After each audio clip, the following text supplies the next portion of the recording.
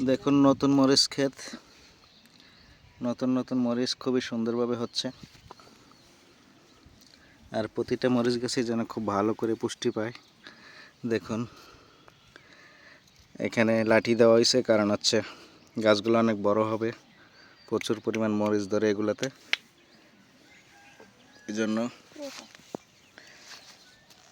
এই যে দেখেন অলরেডি ফুল ছেড়ে দিছে, মরিচ ধরতেছে, মরিচ ধরা শুরু হয়ে গেছে।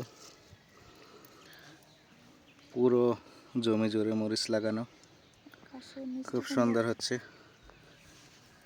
প্রতিটা গাছে গাছে যেন খুঁটি দেওয়া আছে। তার পাশে রয়েছে এখানে আলু, বিশাল আলু, আলুর সাথে রয়েছে মিষ্টি কুমড়ো, আর মিষ্টি কুমড়ো ধরা শুরু হয়ে গেছে। এই যে দেখতে পাচ্ছেন। আর এটার মেন উদ্দেশ্য হচ্ছে আলু শেষ হইলে পরে মিষ্টি কুমড়োগুলো খুব বাম্পার ফলন হয়ে যায়। একদম খুব সুন্দর লাগছে, আসলে কতটা সুন্দর লাগছে সরাসরি না দেখলে আসলে বোঝা মুশকিল। সাথে দেখুন কত কিছু রয়েছে, পাশে রয়েছে টমেটো, যেটা আমরা বলি দেশি টমেটো। এই যে টমেটো, এই যে যেমনগুলো আমার বাসার বারান্দায় লাগিয়েছিলাম, খুব সুন্দর টমেটোগুলো, সেই টমেটোগুলো আবার ফিরে পেলাম আমাদের গ্রামের বাড়িতে এসে। দেখতে পাচ্ছেন আমাদের গ্রামের বাড়ির কৃষি ফলন কতটা সুন্দর লাগছে। একদম মাঠ ভরা আলু, মিষ্টি কুমড়ো, ধান, মরিচ, সব কিছু মিলিয়ে যেন মন করা একটা সৌন্দর্য জমে আছে এখানে। তো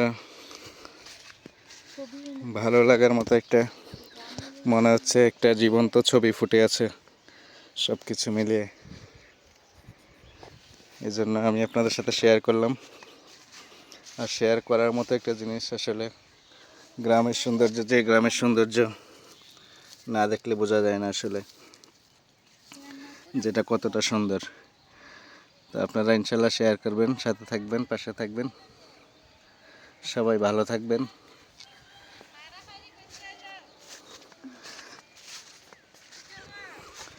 সবাই ভালো থাকবেন, আল্লাহ হাফেজ। দেখুন ছোট্ট একটা গাছে কিভাবে কলা ধরে আছে।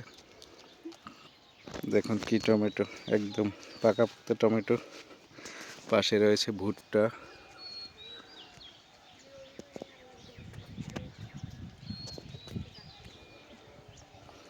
পাশে রয়েছে ভুট্টা, মিষ্টি আলু।